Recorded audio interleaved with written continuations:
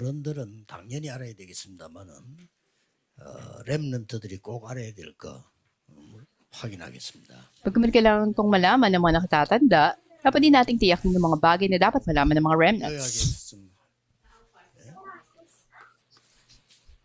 여러분이 먼저 좀 확인할 게 있습니다. Una, may bagay na dapat tiyakin ninyo.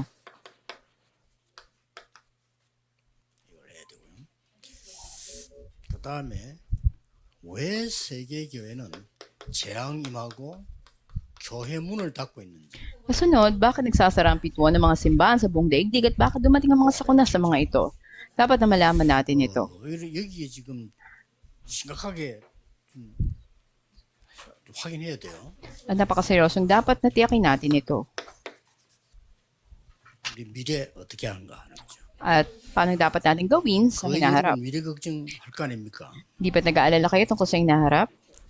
예, 제일 먼저 저는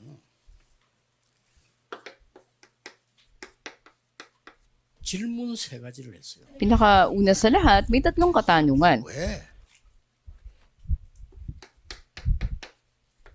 가난, 질병, 무능. 왜 그럴까나 질문했습니다. At ang katanungan ko noon, bakit andun ang kahirapan, mga sakit, kawalang lakas? 교회 가도 그렇고 가난하고 병들고 무능하고 이래요. Kahit nasa loob ng simbahan, andun ang kahirapan, mga sakit, at kawalang kakayahan. 진짜입니다. 제가 신앙생활 시작하면서 한 질문이에요. At nagsimula ako itanong ito nung ako'y nasa seminary. 그래서 하나님 제가 먼저 답부터 주셨어요. At una binigay na sagot sa akin ng Diyos, 네가 정인으로 서라. tumindig ka bilang patotoo. 저는 그때부터 가난에 시달리거나 질병에 시달리거나 전도 못해가 시달린 적은 없습니다. At mula nun, hindi na ako napahirapan ng sitwasyon ng kahirapan, mga sakit, o kawalang kakayahan sa 진짜로 pag-ebanghelyo. 해야 됩니다. Tiyak na dapat gawin natin to. 지금 세계에 큰 재앙이 임했어요. Dumating ang malaking sakuna ngayon sa buong mundo. 갑작스럽게 정신질환자가 많이 늘어나. At bigla na lang na napakataas ng bilang ng mga may mental na problema. 정신질환까지 아니더라도 공황장애다, 우울증 이런 너무 많아졌어요. At napakaraming bilang ng panic disorder, ng mga depression. 여기에 대한 질문을 제가 한 겁니다. At andun yung katanungan ko rin tungkol dito. 간단한 답을 줬어요. Pero napakasimple lang sagot na ibinigay.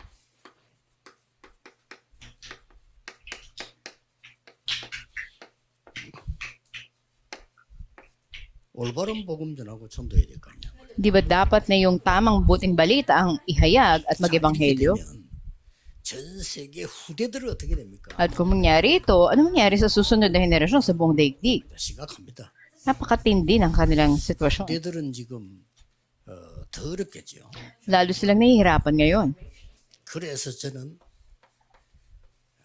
렘넌트라는 단어를 찾았어요. Kaya nahanap natin ang salitang 그래서 o ang term na remnant. 5천 종족에 특히 TCK라는 단어. Lalo na sa mga TCKs at sa buong 5,000 na mga tribo.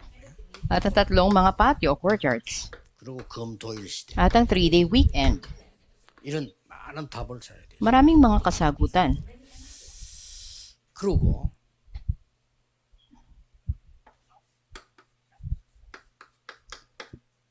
진짜 하나님 앞에 회개한 거 세 가지 있습니다. At pangalawa, may tatlong bagay na una dapat ihingi mo ng tawad sa Diyos. 3단체가 다 장악했어요. Dahil lahat halos ay nasakop na ng tatlong mga organisasyon. 3단체는 잘 되고 있어요. Hindi magawa ng mga simbahan, pero andun naman ang impluensya ng tatlong organisasyon, kaya kailangan magsisimula rito. 미국 갔더니 미국에 있는 사람이 그래. 우리 미국은 안 됩니다. 그러더라고. Punta ko ng Amerika, sabi ng mga tao doon, ay hindi nila kaya doon. 미국은 안 됩니다. Kaya hindi daw pwede ang Amerika. 3단체는 잘 되고 있습니다. Pero ang galing ng tatlong organisasyon. 회개해야 돼요. Kaya dapat magsisi tayo mula dito. Magaling yung pagkilos ng tatlong organisasyon. 종교단체 잘 되고 있어요. Kalawa, yung mga organisasyong ang relihiyoso, ganun din. Dapat magsisi tayo sa mga ganito. 더 중요한 거예요. At higit na mahalaga, 우리 렘넌트들과 목사님들이 꼭 기억해야 돼요. mga remnants, mga pastors, dapat tandaan nyo to. 유대 기독교가 망했잖아요. Patuloy na 그렇죠? bumabagsak ngayon 7번 재앙이 ang Kristiyanong Judaismo. Andun ang 예수님은 pitong 이렇게 mga kalamidad 너희 안에 사탄의 망대가 있다. na sinabi mismo ng Panginoon Jesus sa kanila, nasa kanilang partisan 앞으로 계속 조금 ng 확인하겠죠. Diablo. Ito dapat iyakin natin sa hinaharap. 초대교회도 로마 복음만 못했어요. Maging unang iglesia na tumanggap ng ebanghelyo, hindi na ebanghelyohan ng Roma. 초대교회가 베드로 팀들이요. 가는 곳마다 자꾸만 바울의 복음을 막았어요. Ang grupo ni Pedro noon, mula sa unang iglesia, saan man sila pumunta, hinahadangan nila pag-ebanghelyo ni Pablo. 개인답게 했다고.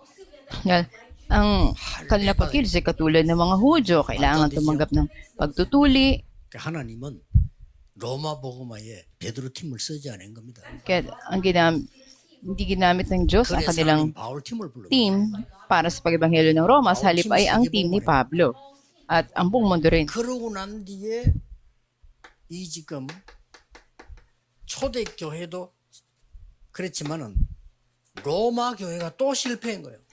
Kaya makikita natin na nabigo rin maging ang 인물이 iglesia 마틴 루터 같은 인물이. sa Roma.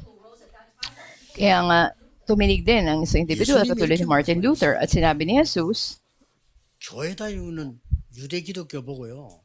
사단이 네 속에 집을 짓고 있대. na sinabi mismo ng Panginoon Jesus sa mga Hudyo sa Judaismo na ang tahanan ni Satanas ay nasa kanila. 아예 고린도서 10장 4절 5절 보니까 사탄의 요새가 돼요. Sa unang iglesia naman, sinabi ng Panginoon Jesus na andun ang kastilyo ni Satanas sa kanila. 아예 사단이 왕국을 이루고 있대. Ibig sabihin, andun yung paghahari ni Satanas ganap sa kanila. 예수님이 얘기한 거예요. Ito sinabi mismo ni Jesus. 이 부분을 지금 다 놓치고 있고 Ang lahat pala ng mga bahaging to ay nabibitawan nila. 여러분은 점검해야 됩니다. At may bagay na dapat nyo ring tiyakin. 그렇죠? 매일 뭐 할 필요는 없겠지만 저는 매일 저녁마다 점검합니다. 왜냐? 메시지가 되기 때문에. Hindi man kailangan na palaging gawin, pero ako sa case ko tuwing umaga, araw-araw. Dahil kailangan ko maganda sa mensahe. 공생의 3년 동안에 뭘 말씀하시냐? Anong sinabi ni Jesus sa loob ng 3 taon na kanyang pampubliko ministeryo? 점검해야 돼요. Dapat nyo tong eksaminin. 아주 중요한 걸 얘기했죠.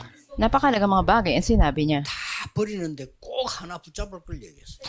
At lahat ay kailangan nyo alisin, pero isang bagay na dapat pang hawakan nyo. 보혜사 성령을 너에게 보내겠다. Na ipadadala niya sa kanila ang mga aliw na banal na spirito. 이 보혜사 성령과 함께 40일 동안 Sa loob ng 40 araw, 하나님 나라에 대해 설명했어요. niliwanag ang tungkol sa mga gawain sa kaharian ng Diyos. 확인해야 됩니다. Dapat natiyakin nyo to. 10일 동안 간절히 기도했는데 마가다락방에서 이 놀라운 능력을 체험하게 됩니다. Taimtim silang nanalangin ng 10 araw doon sa Mark's Upper Room at ito yung kanilang kapangyarihang tinanggap. 점검해야 돼요. Dapat nyo tong suriin. 사도행전 2장 42절에 예배 때 하나님이 어떤 응답을 주시는가 점검해요. Sa kalat ng mga gawa, dapat na suriin nyo ano yung sagot na ibinigay sa panahon ng pagsamba. 그 예배 드려도 되고 안 드려도 되고 그런 사람들은 있어도 되고 없어도 되는 사람이 그건 얘기할 필요 없고요. 예배 때 생명 걸 만한 답을 찾으래요. Hindi natin dapat pag-usapan pa kung sino yung gustong umaten sa pagsimba o hindi. Pero dapat na tumagot ka ng kasagutan na 목사님들 karapat dapat mong itaya yung buhay mo. Ito yung mensahe na dapat ibigay ng mga pastor. 내일 저는 일부 예배가 사람들이 절대 모르면 안 되는 거 전달해요. At bukas sa ating first service message, pahayag sa mga tao yung bagay na dapat nilang tiyak na marinig. Ito tungkol sa 절대 ebanghelyo at 모르면 안 biyaya. 되는 미래. At yung mga bagay na dapat nilang makita sa hinaharap. 그걸 평강이라고 합니다. Ito yung kapayapaan tinatawag 내일 natin. 일부는 은혜와 평강이 너희에게 있을지어다. At bukas sa first service message, ang pamagat ng mensahe, 바울이 biyaya at kapayapaan ay sumainyo. Ito yung unang binahagi ni 어떻게 Pablo. 모르면 큰일 납니다. Kung hindi mo to alam, problema yan. 내일 예배 드릴 건데 교회 숫자가 문제야. 여러분이 진짜로 받을 은혜가 뭔가를 확인해야 돼요. Bukas sa pagsamba, hindi mahalaga ang bilang. Dapat na makikita mo ano yung sagot na iyong dapat tanggapin. 예배 안 드려도 되잖아요. 뭐 놀러 다니고 그냥 텔레비전 설교 듣고 하면 되는데 그래서 미국이 망하잖아요 지금. At yung iba, basta nanonood na sa television, di na talaga sila sumasamba, kaya malaking problema. 지금 큰일입니다. 미국에는 지금 뭐 정신질환자가 전에는 이제 표도 안 나. 너무 많아. At noon, hindi gaanong halata o makita yung may mga problema sa mental. Ngayon ay napakalaki ng bilang. 양복 입고 앉아 있어. Yung iba, 일본 엄청 많아요. yung mga pulubi talaga nakasuot pa, pero ngayon makikita mo talaga sa mga kalsada. 유럽 마약 잡아가지도 않아요. Sa Europa, halos hindi na hinuhuli maging ang nasa droga. 유럽은 Sa Korea, hinuhuli. 다 잡아가야 되니까. Pero sa Europa, hindi na kasi halos lahat sila mahuhuli. 오히려 독일에서는 Kaya dito pang karaniwang problema. 마약할 때 주사 맞을 때 주사기 쓰던 거 쓰지 말라고 주사기 갖다 줘요. Sa Germany, kapag ka nagdodroga sila, para hindi nila muling ulitin yung kanilang tinanturok na injection, 너가 주사 쓰는 거 쓰면 안 되니까 새 거 쓰라고. at papalit na sila ng panibago, ito ay sinusurrender nila. 예배가 뭔지를 Dapat alam nyo, ano ba ang pagsamba? 사각지대, 황금어장 이 재앙지대를 반드시 발견해야 돼요. Golden fishing ground, red zones, and blind spots, dapat makita nyo yung tatlong mga fields na to.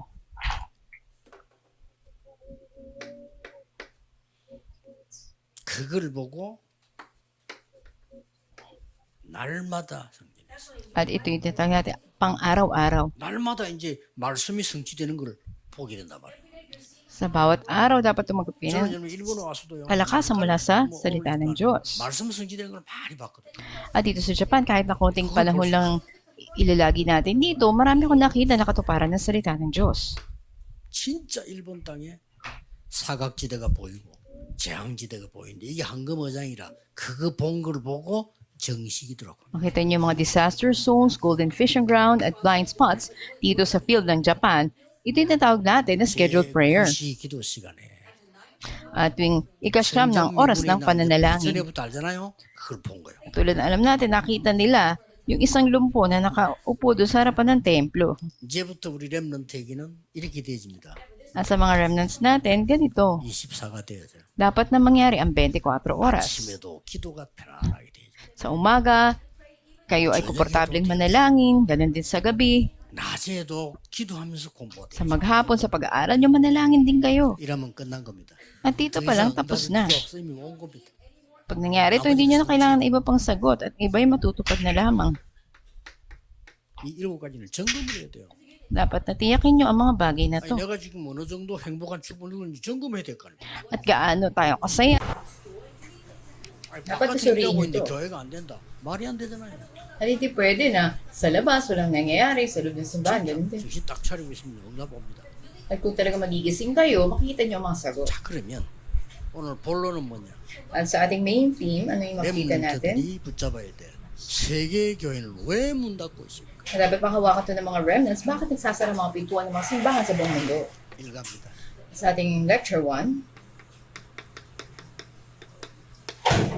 바꿀 것 얘기죠. sinabi ni Jesus sa mga bagay na dapat baguhin, pero hindi nila binabago. 그러니까 재앙이.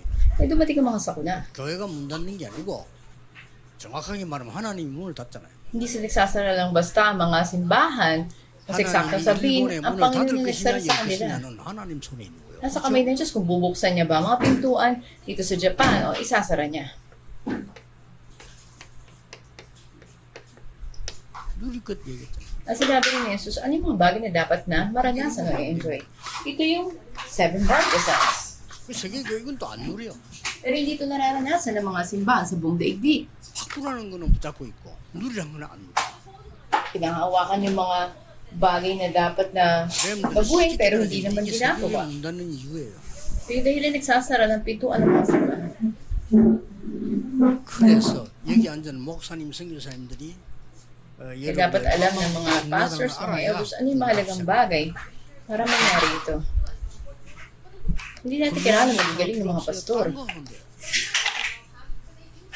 전 세계는 훌륭한 목사를 많이 받고도 학벌 좋고 많이 봤어요. Sa buong mundo, napakaraming magaling ng mga pastor, pero yung sinabi ni Jesus na itapon, hindi nila itinatapon o binabago. Katulad na sasabi ng mga pariseo. 바리새인하고 똑같아 이거. Sabihin ko to sa inyo, mamaya. 좀 이따 As a lecture 3, 삼갑니다. sinabi ni Jesus yung mga bagay na dapat hintayin. 기다릴 것 얘기했어요. Sinabi na maghintay. 기다리라고 했잖아. 그 다음에 중요한 At kasunod ay 마지막 거는 pinakamahalaga, panghuli. Mga bagay na dapat humamon ka. 도전할 것. Tiyak na dapat alam nyo to. 반드시 여러분들은 알아야 돼요. 그래서 모든 공간은 다 중요하지만 Kaya mahalaga man ang iba bagay, ito mga bagay na to ay mahalaga. 그래서 이미 Kaya dapat na gawin nyo to sa mabuting balita. 호름해봐야 돼요. 예수님께서 Di ba sa kabundukan, tinipon ni Jesus ang kanyang mga alagad. At sasabi ng pagpapala ngayon, hindi yan ang pagpapala. 뭐가 아니야. Maling pagpapala ang alam nila. 틀린 걸 복이라고. Dapat na kayo ay tumangis at malungkot. 애통하고 슬퍼해야 돼. 지금 웃을 때가 아니에요. 지금 그 로마 밑에서 아부해가지고 자리 하나 차지했는데 성공했다고 Pagkakaroon ng 생각해요. posisyon sa gobyerno ng Roma, hindi yan ang dapat na inaasahan ninyo. 진짜 복은 Ang tunay na 하나님의 나라. pagpapala ay manahin ninyo ang kaharian ng Diyos. 예수님이 그랬어요. Sinabi tungkol sa panalangin, 기도 얘기했잖아요. 그 길을 하지 마. kung pahingin ito o yan, 그건 하지 마. 그래. hanapin mo muna ang kaharian, 뒤에 katuwiran ng 나라와 Diyos. 그 예를 거야. Ito yung nahanap ko noon. 전에 그때부터 이거 찾는 거야. Kaya pala, ito pala yung panalangin na 내가 dapat 해야 될 gawin ko. 길은 저거구나. At ipiniliwanag ko rin ano yung pamumuhay sa 교회 simbahan. 생활이 뭔가 설명했어요. 맨날 At hindi laging dala mo yung legalismo, ikaw ay mali, ako'y tama. 그거는 모래 Ito sinabi mismo ni Jesus. 예수님이 얘기했어요. 그러니까 여러분 딱 보고요. 지금 전 세계에 Kasi ba sa buong mundo ngayon, 예수님이 바꿀 것 sinabi ni Jesus na itapon o baguhin, ito yung pinanghawakan ng mga simbahan. Kaya yung mga pastor na to dapat magsisi. 회개해야 돼요. 그래서요. 교인들에게 저주를 Sa 안겨주는 mga 게 membro ng simbahan, 유대에게 기독교. ano ba yung dapat na iwaksi o itapon? 예수님께서 이랬다니까요.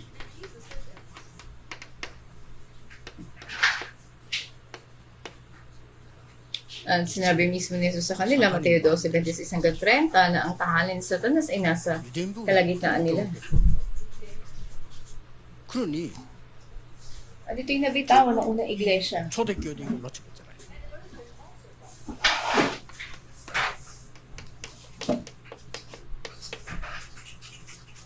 얼마나 우리의 생각이 하나님 말씀과 Sa isip 없으니까 nila ay nasa kanila 요새가 mismo. 만들었다. 자, Ang matibay ng kuta ni Satanas sa mga remnants hindi ang kasagutan kundi anong dapat nilang gawin.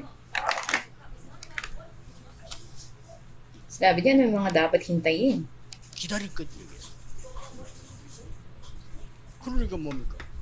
At ito, yung 7 일곱 이어. journeys. Ano yung dapat na mga bagay na humamon sila. Ito yung 7 guideposts. 이거면 다예요.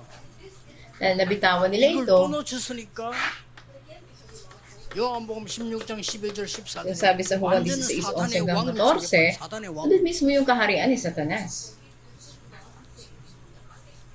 목사님들과 신학자들과 선교사님들이 이 부분을 Mga pastors, 전혀 missionaries, 몰랐기 mga 때문에 seminaries, 지금 dahil hindi 교회가 nila 왜안 alam to, 되는지도 hindi nila alam bakit wala nangyayari sa mga simbahan sa buong mundo ngayon. 그러면 하나님은 가만히 계시느냐? 그렇지 않습니다. Pinipili ang 보잘것없는 Diyos 사람 ng 같은 데 mga 뽑았어요. tao para gamitin sila.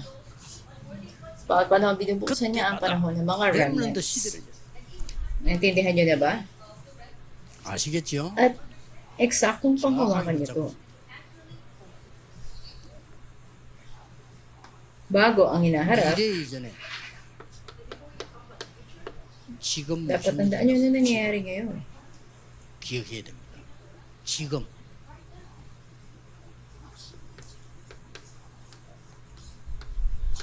천삼위 하나님께서 눈에 보이지 않게 Ang Diyos sa tatlong persona na hindi nakikita ng ating mga mata ngayon ay kumikilos.